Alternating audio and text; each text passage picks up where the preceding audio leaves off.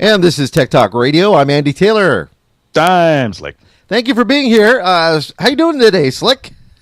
I am fine and even better because I got it. Let me lead off the program with something non-technical. I got to do it purely selfish to kind of score some brownie points because I've been in the doghouse for a very, very, very, very long time. Uh-oh. Happy birthday to Lisa. Today. There you go. Yeah. And my ex-wife. Yeah. My second ex-wife. And how old is Lisa? I don't know if I should say that, but... Wait, is she the one you sent me the pictures on? Oh, maybe I was... Chinese? Oh, do you mean... Oh, no. No, those pictures. Yeah. With the little dimple in it. No. Those, she doesn't even know I got those. Oh, okay.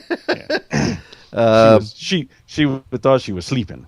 Mm-hmm. Well, she thought I was sleeping. Yeah. You can never get flattering pictures that way either ways. Not that I've tried. I mean, I wouldn't. No, not at all. Never tried. Yeah.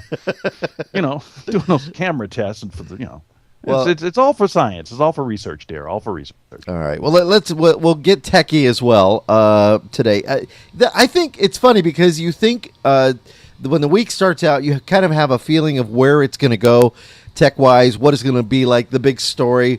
The big thing is the lead up to the iPhone, like where are we going with the iPhone 5? What's going to be the next thing?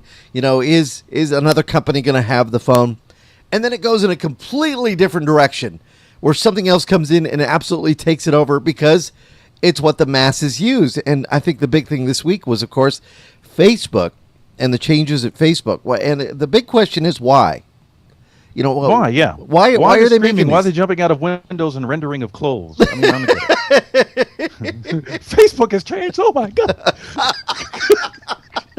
Well, I was one of the first ones that I was like, "What is going on here? I hate this," and it wasn't because of the scroll bar in the top right hand corner. It wasn't because of the ticker or whatever going on.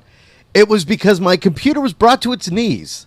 And I don't know if you saw the posts that I actually posted on Facebook of my CPU cycles, but my system would be fine running about 2, maybe 4% of CPU time when it was in idle mode. Maybe a couple of things running in the background. But as soon as I opened up Facebook, I'd open up Internet Explorer and it would be fine. But as soon as I opened up went to Facebook, it just peaked 100% all the way up to the top.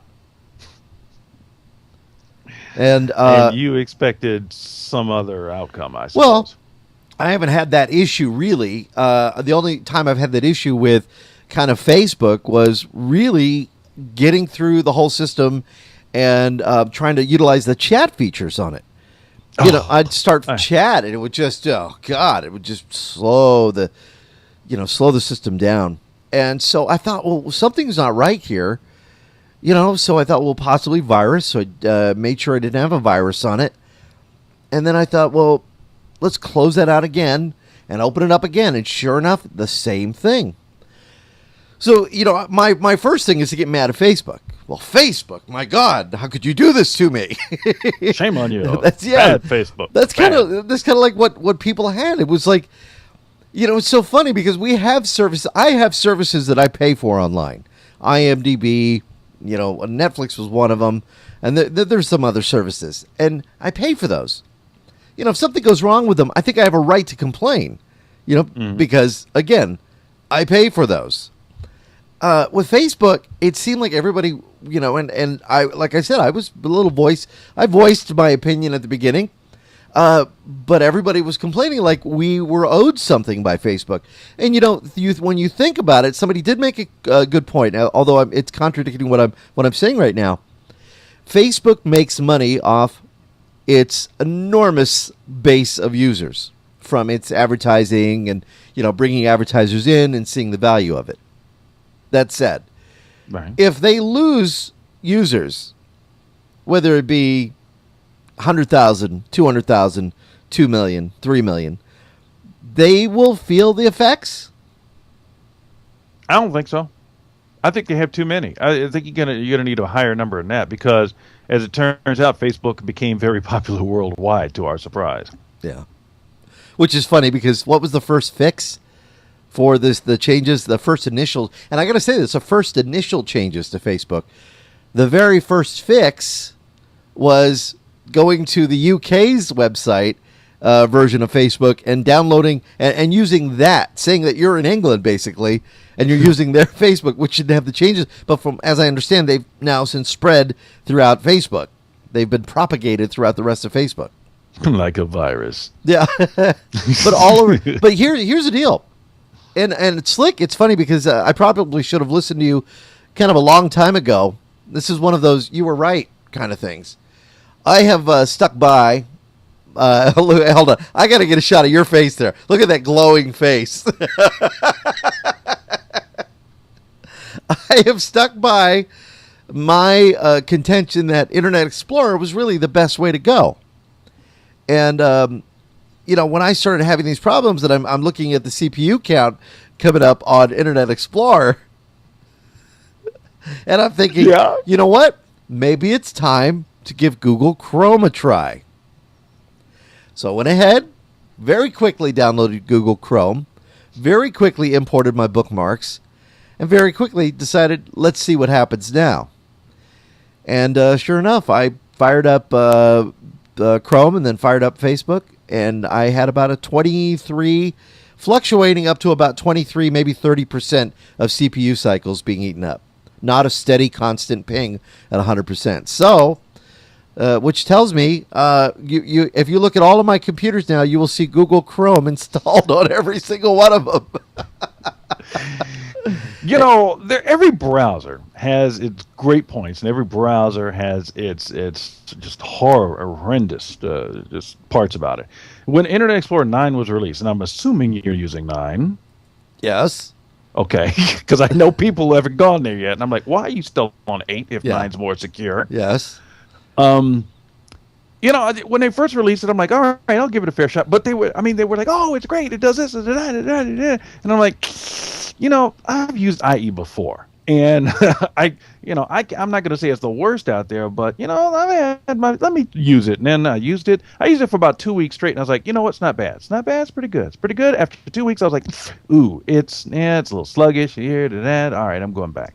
So right. I use Internet Explorer 9, but I also use Google Chrome. I use Firefox. I use CMonkey, that funky monkey. I also use what else am I using? I use another one. I'm still using Wizzo, even though it's not been updated in a very long time. But I use it targetedly.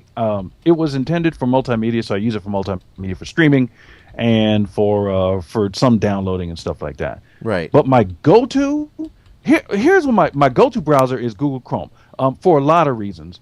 And one of them mainly is this. This is the big one I publicize and promote to everyone on the planet. Google Chrome has Adobe Flash built in. So if you never install in Windows, if you never install Adobe Flash, you never have to if you use Google Chrome. Yeah, I noticed that. That was kind of different. I liked it. It just seems faster. It seems faster to me for all of the things that I go to on the web. I wanted to load up a website, boom, it was there. Wanted to load up a second site, but TechtalkRadio loads up a lot faster, it seems to me, in Google Chrome than it did, in Internet Explorer 8, because I had that on another machine when I was doing comparisons. Mm-hmm. So, bye. Yeah, I think she's going to wash her truck finally. Really? Is that that's not G, is it? Yeah, that's Gloria. Okay. Unless she comes running through the garage any minute, she might be mad at me. That'd be great. That'd be good video. It'd make content for the show. It's a bit. Yeah, exactly. But no, Google Chrome has always been, and that's if you use Google services at all, which is really what I use it for. When I think about my Gmail or anything like that, I use Google Chrome for the services. I got all the bookmarks and the extension plugged in there. Everything.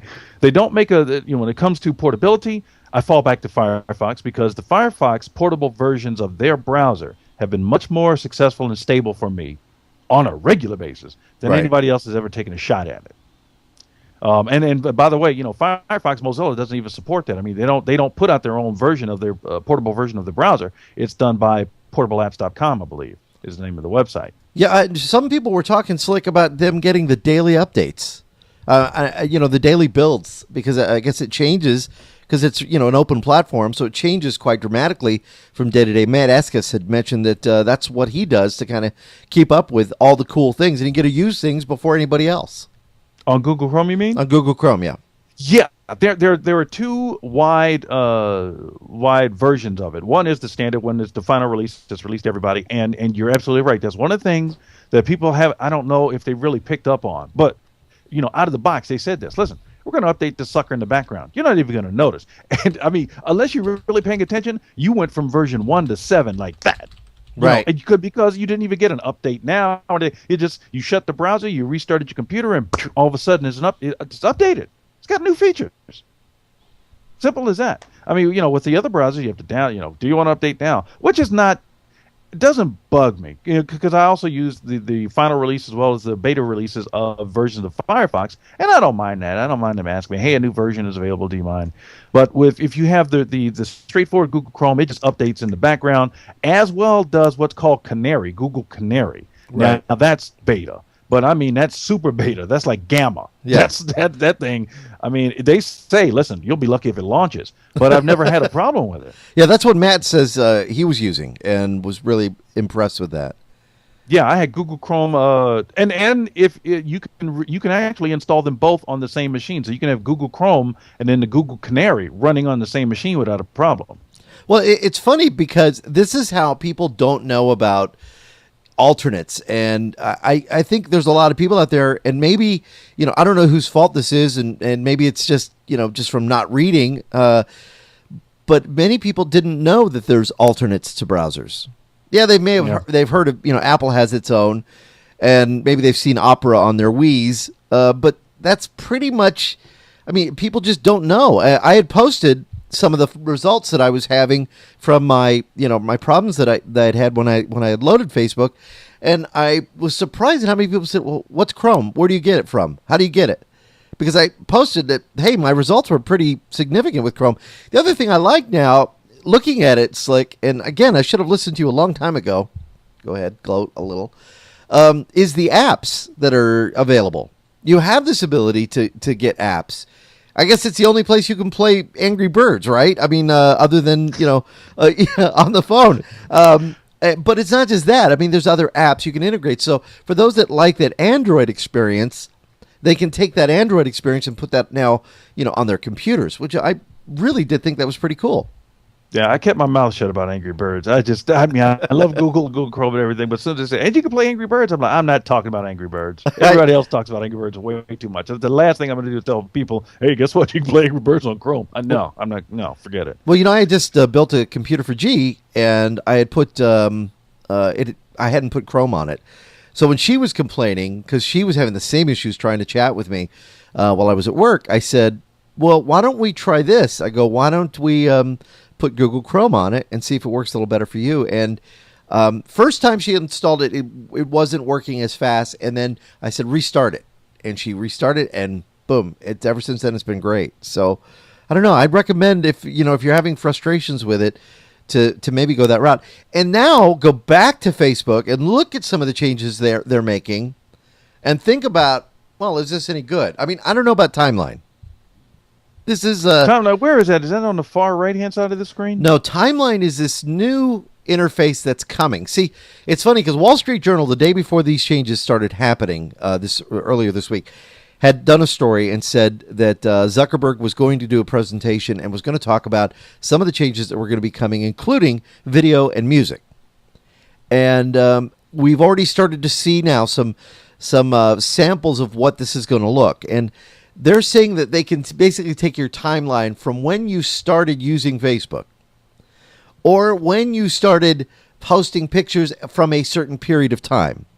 If you tag this picture, this is from, June 19th, this is from another day. You can then take that picture and it will be in a timeline presentation on your wall. So you have this wonderful photo and you have this slideshow or video or whatever going now capable of being on your wall. You want to watch a Netflix movie, it will tie into your Netflix and say, this is what he's watching now, or this is what he wants to watch. Here's what you're listening to on Spotify or Pandora or iHeart or whatever.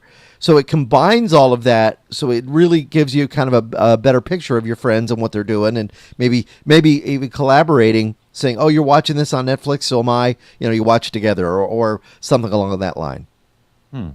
So I don't know. I think it's a little too much. You know, I think I think it was fun to make the connections, but now it's like it's throwing too much at people to the point where they're going to be okay. All right, yeah, I don't know. That's what Gloria is saying. It's just too much now. Yeah, overkill. Overkill. Yeah, I think I've experienced a little bit of timeline because I saw it and I clicked on the drop down and the up and the point up and stuff like that, and I didn't really see any benefit to it. So I'm like, all right, how do I? Because I did appreciate, even though it's very subjective and I don't know how they figured it out. When you could choose between current postings and then what's important, you know.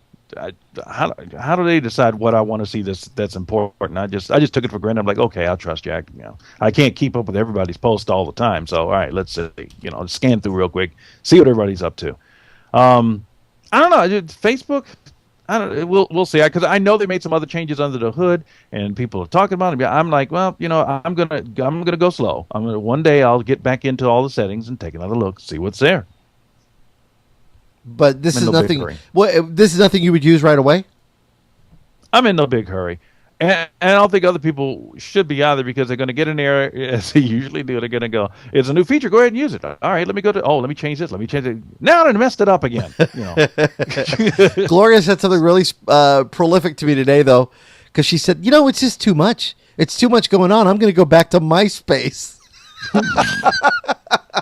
Although MySpace, I mean, everybody's still bailing on that place. Yeah, do you still have an account on there, right? I mean, yeah, I do. I check it. Yeah, I check it every so often. I need to check it a little bit more often. But who has time anymore? And really, who does it anymore? I mean, who really checks it anymore? It's funny, you know. I don't even. I'm sure maybe the younger set does, but I think for people like us that just, you know, we just pop on once in a while at work. I mean, I just started using Yahoo again. You know about that. I connected with you on Yahoo. I started using that again because I figured, well, that'll take care of the chat problem I'm having. But how do you let people know? Hey, yeah, I use Yahoo. You want to send me an instant message? Just send me a note on Yahoo. Most people say, well, I'm on Facebook. They don't even have this other stuff anymore. They've like since had their computers reinstalled, and they've never bothered to go online and get their Yahoo Messenger or their Hotmail or Live Messenger, whatever they're calling it now. Yeah, to jump around a little bit, you've heard the latest about Yahoo, haven't you? No, tell me. Yeah. Are they selling? Yeah, Jerry Yang. Jerry Yang. We're for sale, but not today. No. You know. Wait, where are you going? Not today. Wait. What's the word? Is there a rumor about them or? Well, no, there's actually, I guess, because when I heard about it, I was like, well, I'll find out about it as it goes along because they didn't say he was in a hurry. Jerry Yang, one of the original founders of Yahoo, who may even be the CEO. I'm trying to remember. But he admitted some blog post or something that, yes, Yahoo is for sale, considering for sale. You know, it's going to take months, not weeks. Where are you going? Don't leave. Yes. So we'll see. I think the way things have been, you know, unless, and I haven't done a market study. I'm just doing this by feel, okay, just by feeling. I'd say why don't AOL and Yahoo, you know, go in the back room and talk a little bit, have a little chat. Yeah. That would be. I don't know. AOL is still trying to come through with these things. They're doing some neat things. If you're an AOL, member still, you may find that there's a lot of content on there that you may actually enjoy. Games, content, and everything else. They're certainly still. They're not out of the game yet. Yeah. Well, they put out one thing recently that I liked that I thought was very innovative, if you will. Right. And maybe I should probably try to pull it up if I got a free tab here. They released an video chat service on the browser. Can you believe that? That you don't have to log into, though, that I found interesting. And I'm going to try and get there now. I think it's AOL.com/AV. Which is not coming up on my screen, but let's see if it does. All right. There it is. Okay. AV by AOL. Fun, easy video chat with up to 4 people. No account required. Really? Because, that's one of the problems I'm having with Skype is I got to pay a monthly $8 and something fee to be able to put 2 or more people on the call. Yeah. I haven't had a chance to play with this yet, but I thought when I heard about it, and they really haven't publicized it, but when I first heard about it, I was like, you know what, now that's neat. Okay, Right. you know, it's not chat roulette, but hey, yeah, what are you gonna do? Well, so with that, does that mean I'd be able then to take, Justin and John and you and put you all in a call? We could, you know what, we ought to test that. I like that. Well, somebody suggested we use Uvu, and apparently Uvu allows you to do that. Yeah, my Uvu account, they gave me, I think, the capability to network 6 people, or at least 6 accounts. Right. So you can have 6 windows up there. Everybody can talk to each other. Yeah, I think time to move away from Skype and move into that. Well, I made that suggestion to a few people, not for the reason that I hate Skype. It's just that I like a lot of the features that Uvu has. And I talked to Tom Herman, who the short story, if you want to do a background check on him, Tom Herman was one of the guys that was in that documentary called Startup.com. He was he was the white guy. he played the white guy on the program, and he's the bearded daughter. And now he's doing investments and stuff like that. But I talked to him about 3-4 weeks ago, I guess it was. And because he didn't know that I had seen the documentary, actually, because I play it whenever it's on, I watch it. And I told him, I said, I always learn something. Now I said, whether don't take this the wrong way, whether it's good or it's bad, but I always learn something about watching you guys in that documentary. Start up the company was getting ground, you had competitors, people breaking in, doing this and the other, and then the company kind of failed / imploded. I'm not trying to be mean. I'm just saying, that's how it came off in the documentary. And he says, yeah. I said, but I always pick, there's a little something that always comes out every time I watch it. And he goes, well, all right, well, at least you get that. And I go, yeah. But now he's into a venture capitalist and all that kind of, with the guy that he did the business in startup.com with. So because they were childhood friends from high school. Do they go out and they raise the venture capital and then, give it, they give it to the people who need it? So they're kind of like the middleman? Yeah. Nice. Yeah, he's and he's for the most part always kind of been I guess somewhat of the networking kind of corporate kind of money guy, because his friend, whose name I can't remember and I can't pronounce it properly, went to Harvard and just studied finance and business, and I guess was working on Wall Street, and then he quit Wall Street so they can do this GovWorks. That's what it's called. I think it was GovWorks was what it was, and we're trying to put the government online, like parking tickets, driver's license, all that kind of stuff. Well, now that, it's funny because some of the parking meters at our local University of Arizona, they've gone digital, where you can actually take a credit card, slide it in, and you get your hour or your 2 hours, and, it's not much money, maybe $1.50 or whatever, and you go about your business. They said that they've actually made more money doing that now because they offer this service. Have you seen the meter in person yet or no? No, I haven't. I would assume it's probably like, seriously, the air meter at Circle K. When you want to put air in your tire and you have to go spend 75 cents, it's probably very similar to that. Because I was wondering if there's a way, since they've gone electronic, so to speak, a little bit. Yeah. If there's a way to swipe your card and say, keep charging me until I come back, and disable it. So that would be bad. Huh? That would be bad. Well, I can see where it'd be bad, but it could also be good, because let's say 8 o'clock in the morning, you pull up, you swipe the card, you go in, you're supposed to have a meeting from 8 to 9, but the meeting runs long. So instead of having to come back out and swipe your card again, sorry guys, I got to go take a break and swipe the card, it'll just go, all right, we'll just keep charging you until you disable that function. So you don't get a ticket. They still get their money. I don't know. I don't know. I kind of wonder about that one. I don't know if that would be a great idea. What if you had a medical emergency and you passed out and they took you to the hospital, so you never went back to your car? Next thing you get a bill for, $1,000 or they have a day rate or something. Okay. Then maybe 3 functions of it. Okay. All right. Just bill me for this time up to, and just keep billing me. 3 options. Yeah. I don't know. You had one here. It says you have a point. Raven says you have a point, and they can give you a ticket if you go over the hours allocated. So, that would not be good.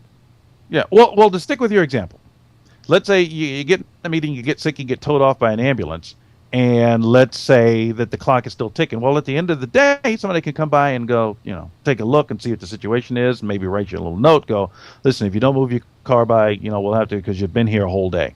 Right. A few months ago, Slick, I was in California, and we decided to take the toll road from Irvine to Riverside. It's I forget the name of the toll road, but so we go up on it, and we're driving along just having a conversation. And I passed the toll booth, like off to the side, and I'm like, "Hey, were we supposed to go through that?" And I think, "Oh my God, we didn't go through that." And I think we're in the fast pass lane, right? Which is like you have those electronic devices in your car. So we get to the end of the freeway. There's another toll booth. So we go through there, and I pay them. And I said, "Listen, I think I was supposed to pay at another toll booth back there." And she said, "Was it here so and so?" And I said, "Yeah, I think so." She gives me a card. She says, "Just go online, pay it within 2 days, and you'll be okay." Well, wouldn't you know, I was cleaning out the car the other day, and I find that card, and I go, "Oh, crap, I never paid that." But it's been several months, and I haven't received a ticket. So I wonder, either number one, I wasn't supposed to pay, or number two, they didn't catch the system or whatever. I don't know. I don't know how that works. Now, they're waiting for you to come back so they can scan your license plate with like the scanners they have on front of the police vehicles and the state troopers now anymore. Well, they scan the license plate, the big red flag goes up off the dashboard, and they go, "That's him, officer, get him!" Guns drawn. Yeah. So Smokey and the Bandit. Yeah, because I think the fine is like $50 or something like that. So that would be kind of a lot to pay. Well, why don't you do the meek approach? Just write him a letter and go, "Dear California, do I owe you some money?" Oh, Lordy. I like this one. Oh, my. Yeah, I owe you the money. Somebody said $255 in our chat room. Raven says that. That's too much money. Do you have payment plans? Oh, you take payments? Yeah. Oh, boy. I can see it. That's what's going to happen. You're going to drive through it, and they're going to scan. I mean, that's what they're doing now. They're putting those things on the front of the vehicles, and they're scanning license plates, and just alarms are going off to go, "That's the guy. He's been running into him. That's him. Get him." I've had that happen before, and I was so mad where I've gotten a ticket before, and because we were shopping, and I think we put money in the meter, and we ended up taking 2 hours instead of an hour, and we got a ticket. The ticket was like $75 in Palm Springs, and I remember, you know what? I'm never coming shopping here again. Forget it. Yeah. You want me to come shopping in your town? You want me to spend money there? Free parking somewhere. Yeah. But back to the browsers. I want to make a comment about a few of the other browsers. We go all over the place, y'all. So I've been trying different browsers, and when I come across a good one, I do mention it, but I haven't really come across any great ones that I felt the need to mention that we all didn't know about. Now, again, a lot of people going, "I didn't know that browser was out there," and it's a major one like Chrome. But I'm thinking, I don't have to mention that because you're going to stumble across it eventually, and I'm not worried about that. There is you mentioned the Apple browser, Safari. Let me just say, again, for those who are using Windows, take a pass. It's that every time they put out a new release, I try to go, all right, I'll give Apple another chance. But there's always something about that browser that's a little kludgy and just doesn't work out right. Right. I don't even like it on the Apple platform. I haven't tried it on the Apple platform. I have a Mac at work, a Mac Mini that I've been playing around with, and I'm not a big fan of it. And you can get Google Chrome for the Mac, so I may go that route. Yeah. And then, like I said, I use the Firefox portable browsers, which not officially from Firefox. Somebody actually over at Portable Apps, John Holler, I think his name is. He started doing it, the project, and then I think SourceForge as well as PortableApps.com picked it up. So there's a couple of versions of that. They try some other portable versions of the browsers from like even Google Chrome, and it hadn't worked out for me. I am using again SeaMonkey, which is provided by Mozilla. It's another project that they have on the side, which is an all-in-one browser. If any of you remember those kind of things, where you have the browser and the email client. And what else is in this thing? Is a chat client. All that stuff is packed into one. So you get your own email reader, the whole bit. Yeah, it's all in there. Which I use, and then sometimes it'll be a little bit of a problem. Not a lot lately, but there used to be. I'd install it, and then there'd be a bit of a problem. Like, all right, I'll take it out, wait till the next version. There was the biggest thing recently that I've had a problem with, which they may have fixed, was that if I installed version 2 and they released version 2.0.1. I couldn't upgrade to it. I had to uninstall, restart, and then install the latest version. I don't like that one. Yeah, but I think they may have resolved that. We'll see in the next version at the release if that's solved. Because on the portable version of SeaMonkey, they hadn't fixed that. That again, that's not officially from Mozilla. That's from Portable App. What do you think about Opera? Have you had a chance to use that at all? Opera started out. Opera's a great idea, and it's got some nice features. But again, that's another one that reminds me like Safari. You get to using it, and all of a sudden you come across too many sites. You go, you're just not working. Yeah, you're just not getting a job done. I got to get rid of you. Yeah. But one of the things I liked initially about Opera, I don't know if they still. I'm trying to remember if they still have it on the latest release, but because I've uninstalled. I like it. It sounds like you fire your apps. I'm sorry, you're just not working out. We're going to have to delete you. Come on and close the doors. Then you put out a memo. We wish that app well. This feature endeavors on other computer systems and environments. By the way, get its keys on the way out.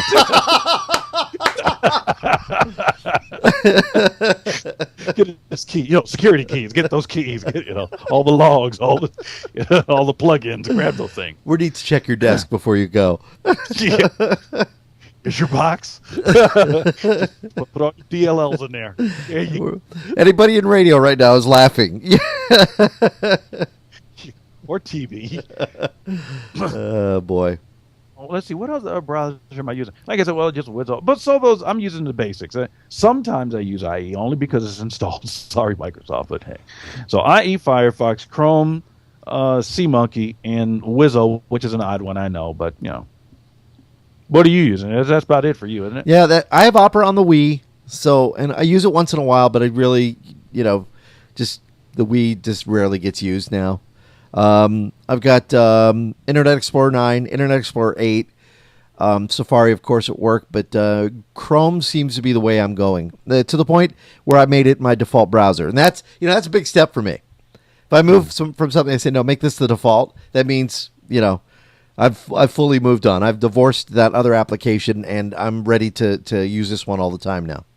Why did you say IE9 and IE8? I have machines with IE8, and I have machines with IE9.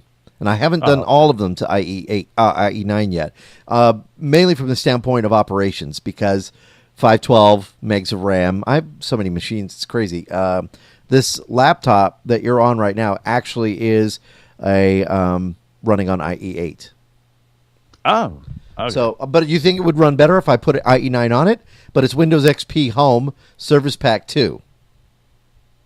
Right. Does it have, and how much is it? You only got 512 on it? Yeah. 512 of RAM? Yeah. Oh, yeah, no, yeah. Yeah, so I had a problem the other day with a computer that I repaired for somebody that had brought it to me. It needed to be reinstalled, basically. And it was Windows and Windows XP Home. So with only 512, and it was a favor, so I wasn't going to put any money into it. But with only 512, I thought, well, okay, there's only one. We can't really put Vista on here if she wanted to buy that. I wouldn't recommend her buying Windows 7, so because they weren't really spending money anyway. So I said, okay, well, I'll just put Windows XP Home again on it. Now, the disk I have, it does not have any service packs on it.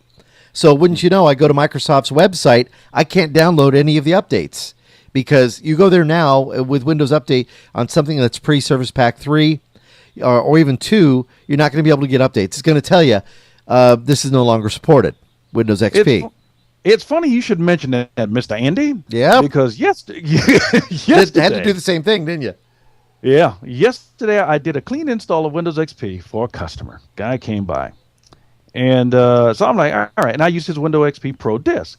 Older computer. I wrapped it up. I put it in and I installed it. Installed it. Great. All right. One of the things we do is we try to put on all the updates for the operating system. So when we hand it to him, we go, it works.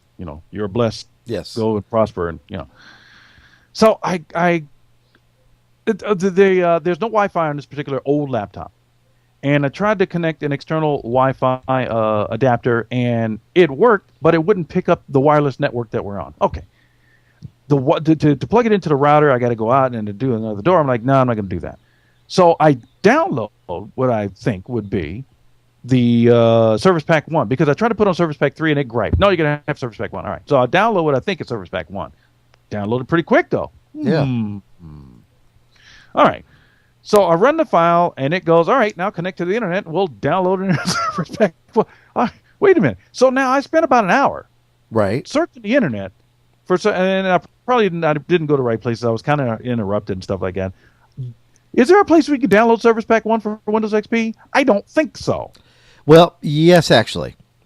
And this is what the problem I ran into, Slick. I was, where the heck am I going to find this? Because it's not letting me do it. If you scroll down, it'll actually give you some places. The thing is, it can be, for somebody who's not tech savvy, and maybe they've just, tried to fix their computer, they're going to be confused. Because what you want to do is you want to get Service Pack 1A. But then the problem is, if you go to Service Pack 2, then you have to go back, get Service Pack 2. Same thing, will not automatically update. I have found that if you turn automatic updates on, if you can figure out how to do that, that's probably your best bet. Especially, right, but again, you got to be connected, right? Exactly. Yeah. So I'm going to have to connect it. Yeah, that's the problem. Now, what I did is, I went ahead and I got. Let me tell you this first. Did this 4 times, because by the time I got to Service Pack 3, the system would either A, not come up, B, totally crash, or C, just basically not install. It would try to install it, and it would say that there was a problem with the certificate. So even though we've authenticated and done the whole bit. So I thought to myself, okay, well, maybe the problem, my final solution, Slick, and I think this might be what you're going to have to do, is getting the Service Pack 1A, then going straight to Service Pack 3. So skip Service Pack 2, go straight to Service Pack 3, and that's the only thing that fixed it for me. Yeah, and I realize this is a family-friendly program and everything like it, but let me just say this to the world. Go ahead. World, it's your old buddy Slick here. Got a heartfelt request. Gotta ask you, okay? I love you. You know I love you, right? You know I love you. But get the hell off of XP, please. Just get off of there. Yeah. How many XP machines do you still have in your possession? In my possession? Yeah. None. Not one? Not one. Not laptop? Now, I own XP. I own the installation operating system, but I don't have it installed and running. No. They try to make me go to XP, and I say no. Yeah. Would you recommend Vista over XP? Yeah, I would. Because the update problem. Because of the update problem. Yeah. And remember, people don't realize this because they only publicized it and then they quit talking about it. Microsoft did. Yeah. They're not updating the networking components of Windows XP, so you're swinging in the wind. You're going to be hanging out there. They're not going to help you. They'll update the other parts of the operating system, but networking, components, security, they don't care. They said, Dad, we're done. Gandalf just put a link in the chat room for the Service Pack 1. So if you can grab that, again, get that rolling and then go that way, that's going to be the best bet. But yeah, I've got one XP system. Now the system behind me, I don't know if you can't see the ones that are on my shelf over here. I've got 2 that are XP, but these aren't running. These are systems that I'm probably going to just get rid of, and then 1 Linux machine, which is Ubuntu. Again, and it's an older flavor. But the one working machine I use is my laptop. Because honestly, I was disappointed. It's an HP laptop, and I couldn't find the right drivers for it. Justin was going to help me, so I could have taken this, because it has enough memory. So I could use this as a Windows machine. But honestly, there's no more battery power left in it. I get like maybe 5 minutes of battery. It's on its last legs anyways. It works perfect right now for what it is. I mean, it's being used as the streamer. Yeah, it's just that people don't forget. Now, the time is moving on. We're leaving you in the dust, okay? And we don't want to do that. I'm just saying you're going to get left behind here. Coming in the beginning of 2012, I think it's April. Yeah. Support in general for Windows XP is done. Yeah. Done. It would be like wouldn't it be like you trying to install Windows 95 on a system? Yeah. Yeah. Yeah, absolutely. Which would be fun, actually. Please get off. Well, no. Yeah, but only you and I would have fun trying to do. Now let's be fair though. If you have a system that runs QuickBooks, or maybe a scanner or a printer, And this is a system that's just sitting in the corner, and you don't need to use it to get on the web.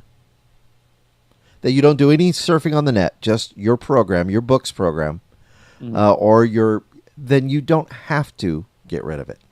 Yeah, it's just that people, but I deal with people, and you probably do too, all day. They go, "Oh, I'm just going to use it for blank," and then next thing you know, they're complaining, "I can't surf, and I can't do this." And This is a problem we ran into when people were buying computers 5-6 years ago, Slick. I remember when they would call us and they'd say, "Well, I just wanted to do this," and we would tell people, "Okay, go to Best Buy, go to whatever, and look at the requirements for the box of the program you're using." And this will tell you at some point what type of system to help you get. How much memory, how much. But now with the cost of memory being where it's at, I tell people max it. Yeah. If you're going 32-bit, if you're going 64-bit, but then take into consideration what other pieces of hardware you may have to replace. Do it. If you've got a scanner that you spent $1,500 on, and it works great on your Windows XP system, and it's a Microtech maybe, and it runs the old scan card, and it runs really good on XP, then go online, make sure you can still run it in Windows 7, or make sure you can still run it in Vista. Or if you have 7 Professional or 7 Ultimate, if it will run in the basic, what is it, that mode where you can run Windows XP mode, virtual mode or virtual something mode. Like that, See if you can run it in virtual mode. I mean, that's how I was able to run QuickBooks, because I have an older version of QuickBooks, and I was able to run it in virtual mode. It chews up a chunk of your hard drive space and everything, but it is kind of cool for that standpoint. But yeah, I'm still talking to people. I mean, and it's probably maybe it has to do with the economy, maybe it has to do, but I'm still talking to people with XP and Vista, and I'm like, they go, "Well, how much? I only get a gig of RAM," and I go, "Well, at least go to 2." And I tried to explain to them, look, like you said, Andy, I max them out. Especially on a 32-bit version, put 3 on there and be done with it. Let it sit. When you need more, you get time to get rid of that computer, get something else. Yeah, time to move on. I think if you're gonna jump in and buy a computer, get a 64-bit system. Yeah, why not? I had somebody the other day, and I know people are going through tough times and stuff like that, and they were asking me about getting a new computer, and so I told them 64-bit, blah blah blah. She goes, "Well, Dell has some sales on some systems," and I said, "Well, look at them, but make sure if you're going to spend." And they were all $699 and $799. Ooh, and this is after I was quoting her, right around $600 for a really good system. A very good, not very good, but a good system. And she was like, "Well, Dell has it for this." So I'm thinking, well, a lot of people will go with Dell because they have a Dell credit card, or they're just the name. They figure they're going to get a better built system with that. If you go to your local builder, if they're a good, reputable local builder and they've been around for some years, it's usually because, number one, they're not spending their time fixing all of the problems when they sell a system. We had a guy in California that used to sell cheap computers. I mean cheap. He would build the cheapest computer possible and sell them for a real cheap price. Problem is, his business was stuck doing all the service for these systems that would fail. Hard drives were bought cheaply, they would fail. Motherboards were the thinnest motherboards, the cheapest motherboards possible, they would fail. Now, not to say cheap products, are going to be bad, but when you combine a whole bunch of cheap into a system, you're going to find that there's some 250 watt power supplies, on something, and you run into issues. So you spend a little money to have a system that's going to be good. Yeah, if you buy cheap, then there's nothing wrong with buying cheap. I buy cheap all the time. I really do. But you got to understand your expectations. You buy cheap, it's to use it now, not later. If it works later, great. Congratulations. Yeah. You're lucky. You took care of your stuff. But it may not. It's not built for the long haul. For the big dance. It's really not. What would you say is the best tech product you've ever had for length of use? I'm looking around just in case I actually have something handy. Just because you just never know. Some people will say they're keyboards. Mice. But mice have come a long way. I mean, you've gone from, the trackball to the LED to the laser. laser to LED or whatever, wherever we're at now, optical. I mean, they've come a long way. Yeah, as crazy as it's going to sound, I have to give big credit to a micro cassette recorder. Really? Yeah, and I'm talking about the tape. So you pop them in and you pull them out. And I mean the thing has been solid. It's worked. It's handy. You stick it in your pocket. It records. Memo to write the letter. Thank you. You take the tape out. You throw it to your secretary. You put another tape in. Milk, bread, cheese, eggs. It's great. That's been the thing that's been last. Electronic ones now. Right. I know they're electronic ones and they're smaller and stuff. But that thing, man, they're still being used worldwide. It's still, yeah. That's a good point. I don't know. Mine would probably be one of them would be this laptop. That's one thing I may complain that I can't do certain things with it, but it's been pretty resilient, and I'll show you just so much so how resilient. Let me see if I can here. Let me go to full screen here. Let me take a look at this. Let me show you this laptop, and I may have shown this to you before. This is the HP ZV6000. I bought it at Costco. I think I paid right around $1,000 for it, maybe $9.99, I think. And the first one I got had a problem on the SD cards.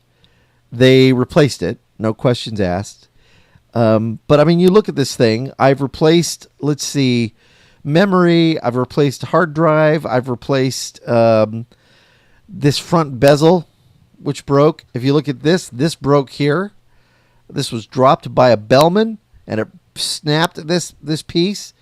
And you know what? It still, to this day, works. Even though it's only got about a 5 minutes battery life. But I bought this thing in 2004, I think it was.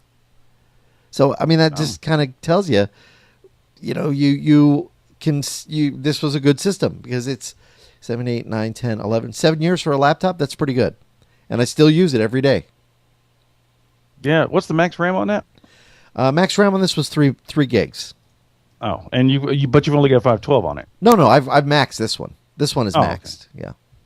So I'm pretty pleased with it. If you take care of your stuff, I mean, I've seen some really old laptops brought in, and look really good. And look like they just took it off the shelf. Yeah. If you take care of your stuff, maybe it won't take care of you, but it'll try. It'll be there. It'll work a little bit longer. I never understood that with my kids. They have compacts. We bought them compacts at Christmas, and they break every 4 or 5 months. They lose the power supply. The power brick goes out, or a connector goes out. I mean, they're seriously, they last about 5 months. So that's why I look at this one and I go, I'm pretty pleased with this.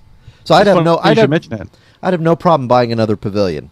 Although I hate the software that they put on their laptop, so usually I do a clean install, which is what I did with this. Yeah. It's funny you should mention compact, because I just handed over an old Presario I had. I can't even think of I really think it's like a Presario 1200 is what I think about. And I bought it, I bought it back I bought it from Circuit City back when compact had the big kiosk, where you could special order. Oh yeah, I remember that. Yes. I ordered it from there, and I got at the time, top of the line system. I'm thinking of like a 10-inch screen, DVD player. I maxed it out to 64 megabytes of RAM. That's right, y'all, megabytes. Put in the largest hard drive they had available at the time, which was 10 gigabytes. 10. I think it came with Windows 95. Well, it probably had 98. Yeah. 98. And the thing still runs. And I gave it to a friend because he needs it. He's going to be using it just to really run tests on IDE drives, 2.5-inch IDE drives. Good, perfect. And it looks, I got to say, I think it looks new because I took that good care of it. Everything still works. But no scratches on the screen. If he's going to run tests on IDE drives, why doesn't he just get one of these from Kingwin? Which is? This is those little connectors. We've talked about these before. They're pretty cool. Where you can plug in a 2.5, or you plug in a full size, or you can do SATA. And you just plug it up via USB to your computer, and has power source on it and everything, and you can test your machine out, your hard drives. I've used them. You used them. We like them. He's got them. He uses them. He likes them. He's trying not to tie up. He's got different machines, about 3 different machines, and they all are for troubleshooting, stuff like that. And this one that I gave him is going to keep from one of those other machines being tied up. Right. So that's what that was about. Well, I mean, no, he's got the dongles. He's just trying to, when the ID comes in, he can just sit over here in the corner and let us do his thing. No, that's a good point. That works out real well. Not too bad. Cool. So, what other than Facebook in the news this week, they're saying now that it looks like it's going to be, what is it, October 4th for, they're saying, that's the big rumor now, October 4th for Apple to make its big presentation of iPhone 5. I'm always, after the first few iPhone version presentations and stuff, like, I kind of just kick back and I'm like, all right, I can wait to see what's coming new. Not only excited about it, I haven't heard anything. I think the only thing that excited me, the latest thing about an Apple iPhone, was the camera in the front and the camera in the back. That was it. Yeah, that is kind of a neat feature. Yeah. But other than that, I mean, because iPhone, it's a good product. Don't get me wrong. Good product, lots of features and fun and stuff. But, you don't get to use everything unless you use a Macintosh. Well, I'm surprised you don't have a Mac yet. We've been waiting, remember, for Apple to help us out with that. Apple. They won't do it. Steve, guys, come on, please. They won't do it. They won't help us. We got to go buy one. We'll beg. Yeah, got no problem. Yeah. Because I've always wanted. I was talking to a guy today that owns a MacBook. I still want a MacBook Pro. Always want a MacBook Pro. And then with this new Thunderbolt, is the new name of the port for Macintosh? No, it's an animal, isn't it? I thought it was Thunderbolt. I thought it was Cheetah, or has that already been out? They already. That's done. They usually that for the operating system. But they got this one item, and it's probably not an Apple product. It's probably a third-party product. Right. But it's going to use this new port, and it is super neat, Andy. This thing is sweet. Really? It connects to the port, and it uses the latest speed port technology. And inside the case, it looks like just like a portable hard drive. You take the top off. Inside there are 3, I believe, PCI ports. So you could put in video card, sound card, whatever it is. Put the top back on, and it's it's nice. Instead of plugging it inside the case, now you got something portable. Huh. That's kind of cool. And I don't know who the manufacturer is, but I would use one of these things. Well, who's the one there's a lot of app developers now for like third-party Mac kind of accessories. Mm-hmm. We need to get a little more into that. I don't know. The Mini, I'm pretty pleased with the Mini. Although I don't really, I'm still trying. My problem now is I'm trying to get all the data off of it because the boss said clear the data off of it and then go ahead and reinstall the OS. So I'm like, okay. So I'm trying to he wants the data backed up. But every time I hook up an external, I'll either get that the external is read-only, so it needs to be formatted, or I don't have enough space on it.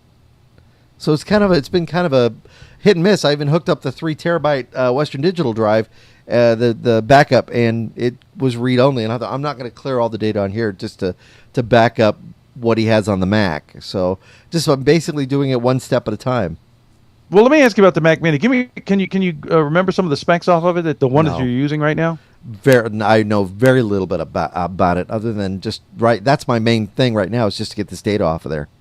All right. What do you not like about the Mac Mini then, so far? That I can't get the data off of it. No, other than that, it's great. I mean, I hook it up to a PC monitor. It's easy to carry around. I mean, I've got it sitting in the living room right now. Just disconnected it yesterday, a couple of easy steps, brought it home so I could try and figure it out and do it this weekend. But that's kind of the way it works. Very easy, very inexpensive, and you get the you get that Mac OS right there. Now, is it functional? Am I going to be using? Would I be able to use it for Final Cut or other things that I don't know. I haven't been able to get that far with it yet. I actually went on a service call. Speaking of Macs, within I think it was the past week, guy actually paid for me to come out to his house. And what was the problem? Initially, he wanted. It turned out to be a laundry list, but it started out with printer. Can't connect my printer to my computer. All right. So he said, and he gives me like the Macintosh reinstalled discs, and I'm like, well, I don't think I really need this. So I bring it with him when I go back to his house. I look at the thing. The guy, older guy, retired guy, right. Old man, elderly, got the big 24-inch iMac, brand spanking new. I'm looking at That's what my boss has on his desk. Got the wireless keyboard, got the little the mouse, the little smooth white mouse where no scroll wheel, you just kind of scroll with your finger. Pretty. Yeah. Pretty. So he turns it on, and I am in the woods. I'm going, I love it. Where am I?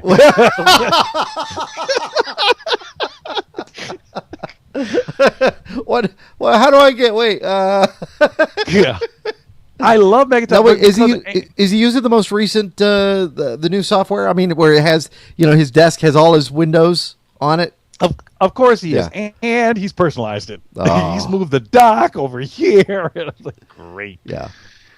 So, because Andy and Apple did send us some Macs to try, and they were very kind about it, very nice, and we love them. Yeah. Just that we don't get to spend as much time with them. No. So I think 3 weeks is their timeline when they send us something. Yeah. So I'm running through my head, okay, what do I remember about a Mac? What do I remember? So I do get the printer hooked up. He's got it installed a couple times. I'm like, no, you need to do this. And then he doesn't want to use he doesn't want to use iTunes. I'm like, well, you don't want to take it off, do you? Yeah. Okay.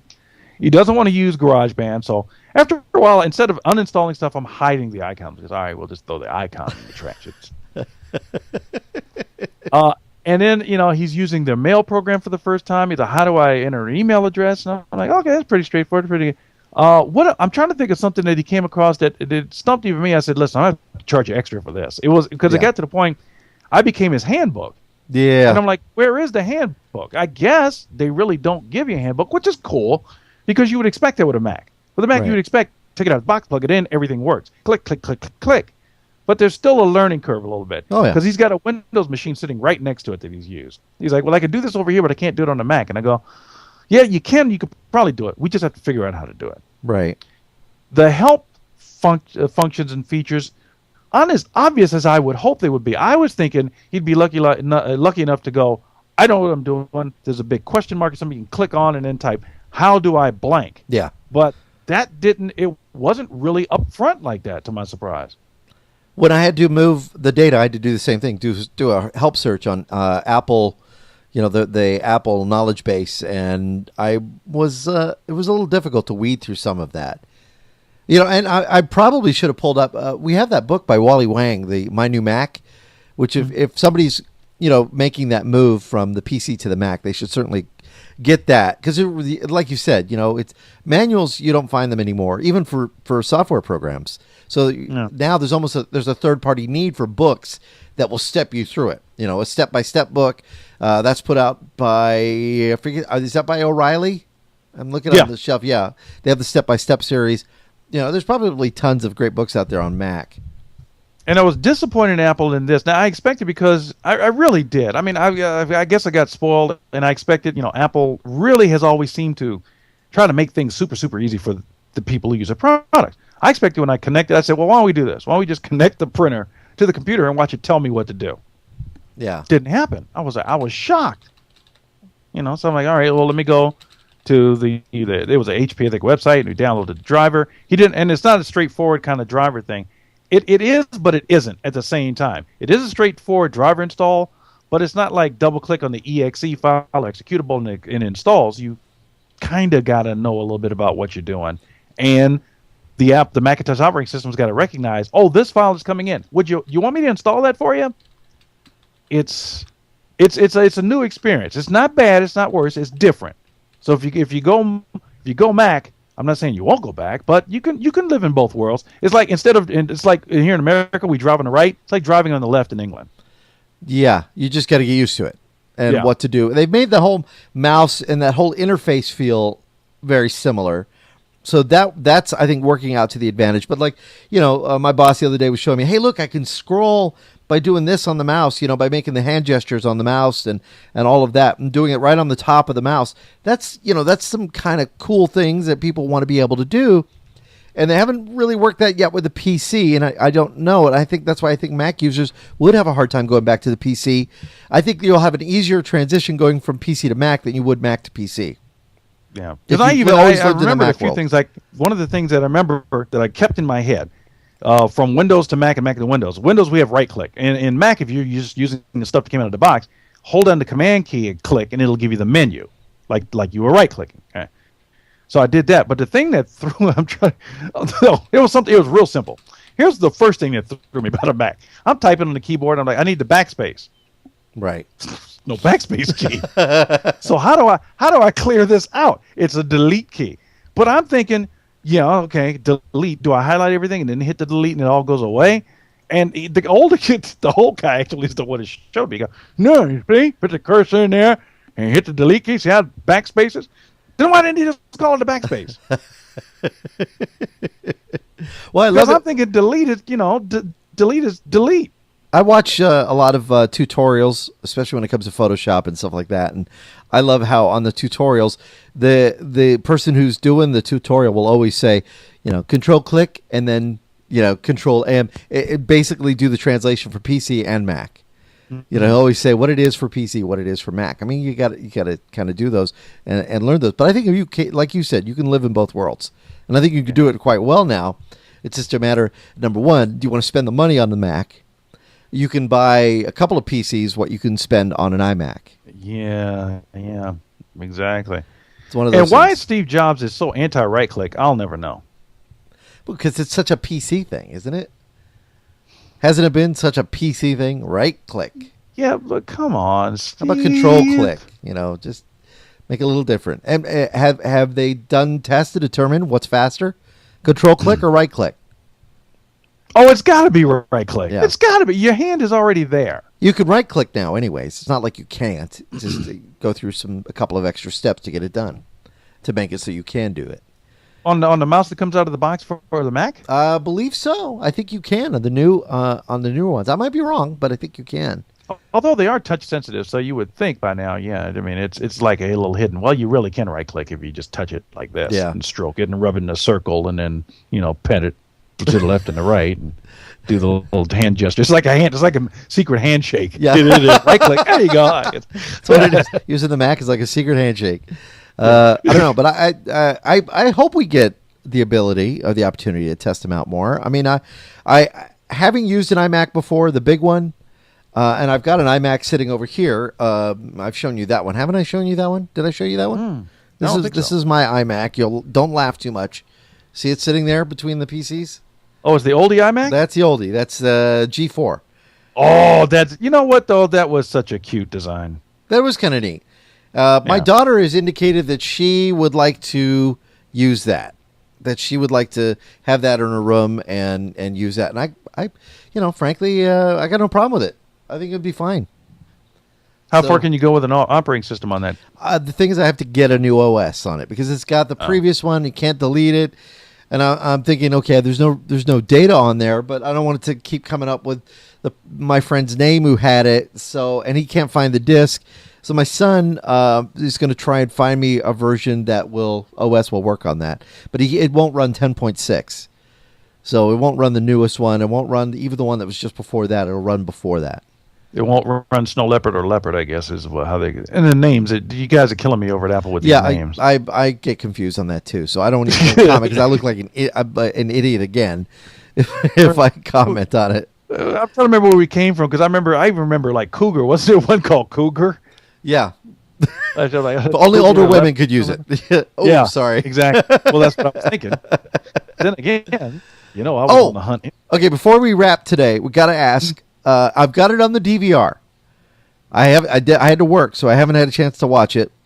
This week had the season premieres of new shows, including 2.5 Men. Yeah. Okay. Had the Charlie Sheen roast, which I did. I watched both of those. It was The new one that's after 2.5 Men I thought was really good. It's a waitress comedy kind of thing. Wednesdays you have Modern Family, but then you have the new one X Factor, which might I say my co-star from Free Ride, the TV pilot we shot in Tombstone, actually made it through. So she's going to be an X Factor contestant. Wow. So she made it through to the next point. Weird thing is, they did all of these that whole day, and then when they came back from a commercial break, they showed a shot of her singing, and Simon going, yes. And then she walked off stage blowing him a kiss. So it was like, okay, she's gone through to the next level. And then they did this longer story about a guy who quit drugs, and it was actually really good. The stories on there are pretty good. And that was it. So, but I assumed she's passed through. She's being very quiet on her Facebook page about it. I think she has to. Last thing she posted was she was heading to L.A., and I think that's the reason. But that was very cool to see that she had made it through. And then Thursday, Big Bang Theory.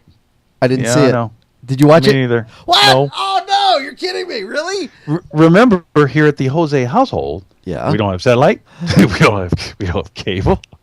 We don't have aerials. We don't. I think there might be one digital or maybe two digital TVs in the entire building, but again, no aerials.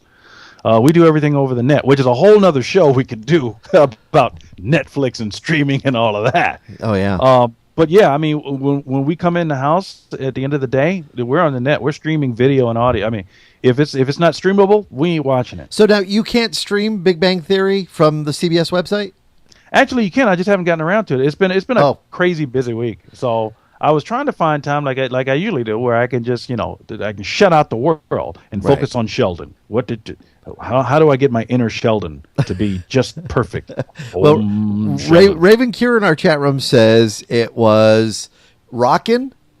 Yeah, NCIS was another show that was good. Yeah, all right. She says 2 words when you watch the show. This isn't a spoiler. Red Chair. Okay. I'm going to watch it too. I haven't seen it yet either. So I DVR'd it, and we've been trying to catch up on DVR stuff, but haven't been able to. Last night, it was so funny. I got off work at 7 o'clock last night, came home, had to finish up a video, which I did for about 30 minutes. Then went ahead, sat in bed, thought we'd hit the DVR. Before I even hit the DVR button, I was out. Actually, it was funny. Gloria and I did a very dangerous game last night. The game was, let's see who can fall asleep faster. We were going to wake each other up. I think we both passed out about the same time. It was a tie. Yeah. So they woke up and the dishes were still there. Yeah. Oh yeah. Oh, we're late. I gotta Whoa, go to work. What happened there? Hold on here. There we go. Yeah. You went full screen. I went full screen. All right, so what else do we have? So next week on the show, we'll talk more. Hopefully, we'll try and see if we can coordinate an UVU test during the week. Okay. Yeah, I'll try that one. And you mentioned another one. What was the other one? Beyond UVU, you mean? Yeah. Do you remember? No, I mean, we're fans of, at least for one-to-one communication or whatever, just for communication, Yahoo Instant Messenger. I don't see why we can't give it a shot. It's probably not going to work, but yeah, I don't know. Well, we can use more for the video stuff is what I'm looking at. I don't know if you could do group with some of the other ones. So maybe UVU is the best one. Yeah, it might be. Before we jump out of here, I just want to make a couple of quick notes. All right, did swing by Sprint and checked out the latest Galaxy S2. Samsung Galaxy S2. My quick review of it is pass because it doesn't have a slide-out keyboard. It's larger screen and everything, but it's a no sale for me without the extra slide-out keyboard. And with a larger screen, don't you have less battery life? Maybe. You would think not, being it's the Galaxy 2, Galaxy S2, and they would have maybe put some enhancements in there. Yeah. You would think. Don't understand. It's a nice phone, but I don't want to have a phone without a slide-out keyboard. Some people are going, "Oh, I can type on it." Yeah, well, enjoy. These screens are too small for me just to sit there and type and, even though I love the iPod Touch, that I don't need a keyboard for. I will pay for an iPod Touch before I pay for a phone without a slide-out keyboard. How about an iPhone? I will pay for an iPod Touch first before I pay for an iPhone. All right. Okay. Because I don't need the phone services. All right. I just don't need them. You want the Wi-Fi and the IM features, the text. Yeah, honestly, I would rather text more than call. Yeah. I just think it's convenient. I had a conversation with some people about this today. Some people would prefer you to call, and that's okay. I get it. But if I don't need to talk to you right now and you don't need me to interrupt you right now, I'll send you a text message. Yeah.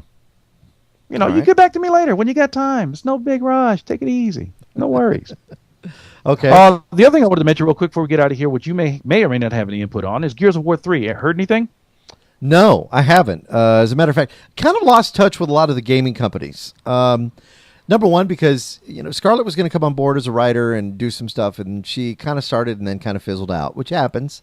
We haven't had any blog updates really, where we should be doing more stuff. So I haven't been pushing them to hit the blog or hit some of the other ones because we just haven't had time. You don't have time. I don't have time. Haven't had time. The guy that I work with, my boss, I'll call him my boss. He's really not my boss, but was said, well, why don't you just hire somebody to write? And I said, well, because we're a tight knit group of people. We've got people that write like Raven on our chat room and you and me, and there's been some others. But to bring in somebody that doesn't know us, I think takes away from what we are. Now, if there's somebody that's a fan of the show or they like the show or they participated at some point, yeah, then I'd be cool with that. But I think then it's not who we are. I'm not a big organization. We're just a bunch of guys who enjoy doing tech, and this. I also want to say this is a hobby more than a business, but. And I wouldn't mind hiring somebody if it was going to make some money, And in another sense, at least this is my perspective on it. This is personal. Yeah. I think we have our standards. But like we don't rip companies and products and people. At the same time, we don't overly praise either. We try to be even-handed. If it's good, it's good. If it's bad, it's bad. We're not being evil or mean. We're enthusiasts. Right. So that's another thing. We don't want somebody coming on. Oh, I hate this and that. Here's why. Well. Was anything good about it? I mean, do you have to be so nasty about it? I try to look at it from the standpoint of the user. I might be a tech head, and if there's something in there that's techie cool, that's neat. But how will the consumer feel about that? What would it do for them? Does it really do anything? Especially in an update. Oh, if the update has all these cool things, but the consumer never really sees it or feels it. But if the consumer feels it and it's going to be a positive thing, then mention it. But it's always from the standpoint of how the end user feels about it, or the owner, the business owner, whether it's consumer products or business products. How are they going to respond to it? Yeah, some people review just to review, and they just don't. I mean, we wouldn't be friends with them. You know what I mean? Yeah. We just wouldn't be friends with them. Yeah. So. Gandalf mentioned, what about Raven's report on the cat thing? Yes, she sent me her address, and I haven't shipped anything out yet. I finally sent out that we gave away on my Andy Taylor Technology Media Facebook page. Mm-hmm. I finally gave away the webcam, so I finally shipped it like 3 weeks later. And just finally getting around to it. So it's a matter of what I have to do is I have to stack everything and say, okay, time to do this, and then grab it all in one shot and go do it. Because otherwise I will sit on it and I don't get it done. So it's kind of crazy. You all cannot see all the stuff that's sitting at my feet right now. All the books and the videos and just all the stuff people are going, hey, take a look at this. Take a look at that. Look at this. Look at that. Yeah, exactly. Thank you very much. I appreciate it. I give you my word. I'm going to get to it quick as soon as I can because I want to do it right. I don't want to go, hey, this exists. I want to go, this exists. This is nice. Right? Try and get to those first editions before they get to the fifth. Yeah, exactly.